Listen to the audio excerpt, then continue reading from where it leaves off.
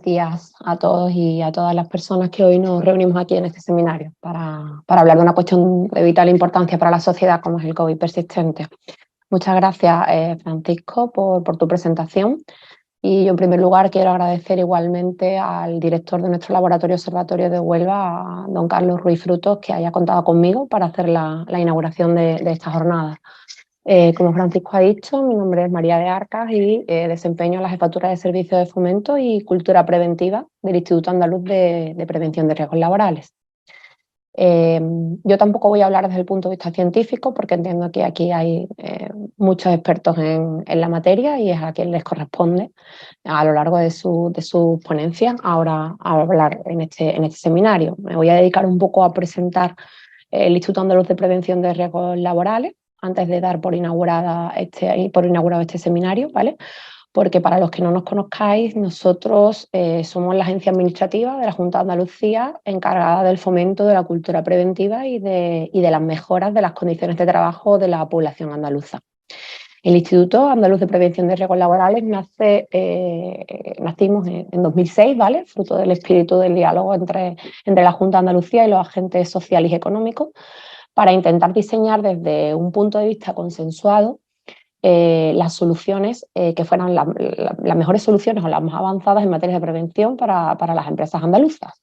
Y nos configuramos como un elemento fundamental para crear esa verdadera cultura preventiva en la sociedad andaluza en general, en la parte laboral y en la ciudadanía, ¿vale?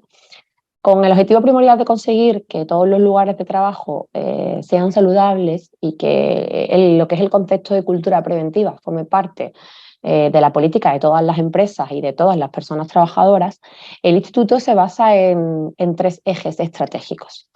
El primero de los ejes estratégicos es el eje de la investigación científica. Desde el Instituto hablamos de investigación científica en cuanto a la generación, al desarrollo y al mantenimiento de una intensa actividad investigadora. Para este primer eje, el Instituto se configura como un órgano científico-técnico orientado a explotar y desarrollar nuevas formas de prevenir la siniestralidad laboral y a mejorar las condiciones de trabajo a través de la gestión del conocimiento, orientado, por supuesto, fundamentalmente hacia aspectos que hasta ahora no han sido lo suficientemente desarrollados, como puede ser la investigación, el análisis y el diagnóstico de riesgos emergentes, como ha podido ser este COVID cuando apareció en marzo del 2020 o cuando se declaró como pandemia en marzo del 2020, ¿vale? Los proyectos de investigación que se llevan a cabo desde el Instituto Andaluz de Prevención de Riesgos Laborales después se traducen en guías, en recomendaciones, en otro tipo de materiales divulgativos que nos ayudan a implementar esa cultura preventiva, ya quizás dentro del segundo eje que ahora voy a explicar. Pero para nosotros, en este eje, la pata fundamental del instituto la sustentan o la aportan los laboratorios observatorios, la red de laboratorios observatorios que tenemos a nivel Andalucía con las distintas universidades andaluzas públicas. La red de laboratorios del instituto actualmente se configura por los laboratorios observatorios de 5 provincias. En este caso, nosotros hoy estamos aquí gracias al laboratorio observatorio de la Universidad de Huelva, que es el laboratorio observatorio dedicado a las enfermedades profesionales, pero tenemos otros 4 laboratorios, que otro es el de la Universidad de Jaén, que es el que se dedica a los riesgos psicosociales. En la Universidad de Almería tenemos nuestro laboratorio observatorio de condiciones de trabajo en el sector agrícola.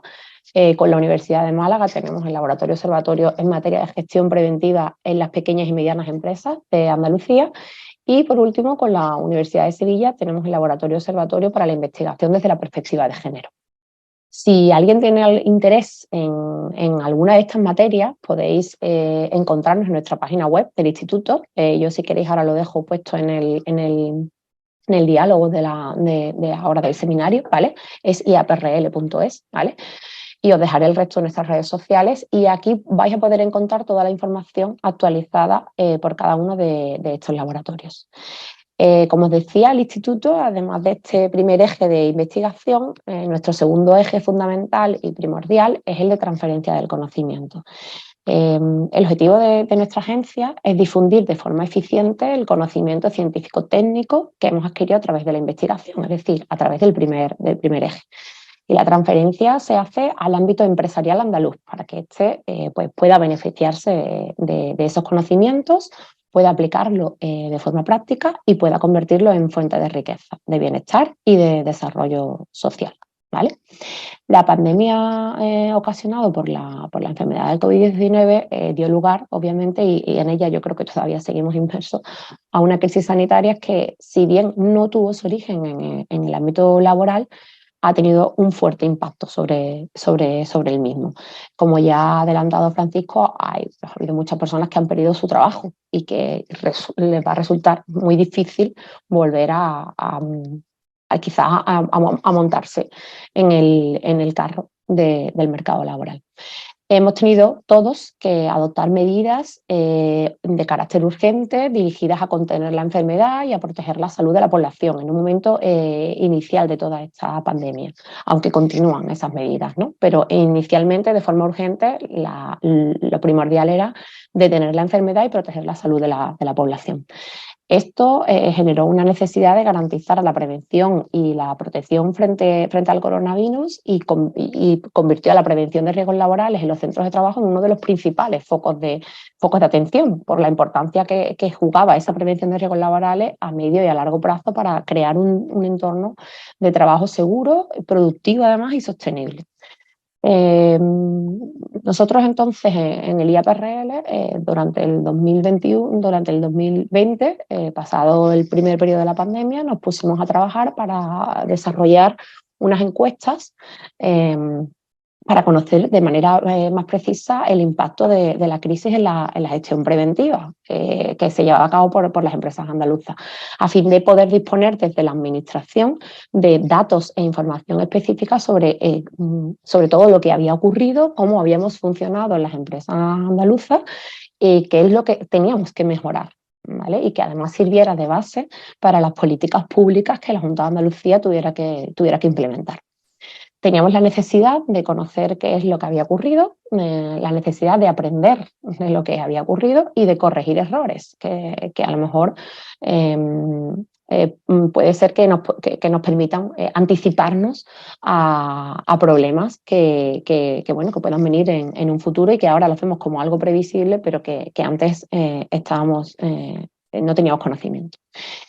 Como os decía, el IAPRL realiza una encuesta específica a los distintos agentes activos en la prevención respecto al impacto del COVID-19 en la gestión de la prevención en Andalucía. Se realizó a empresarios, a delegados de prevención, a trabajadores, a mandos intermedios, simplemente no, sino fundamentalmente para ver cómo había afectado a cada uno de esos colectivos la gestión, la COVID-19 en la gestión de su día a día y con el objetivo de determinar las prioridades, la planificación de las políticas de la administración y de marcar las líneas de trabajo y conocer la opinión, por supuesto, de los distintos colectivos.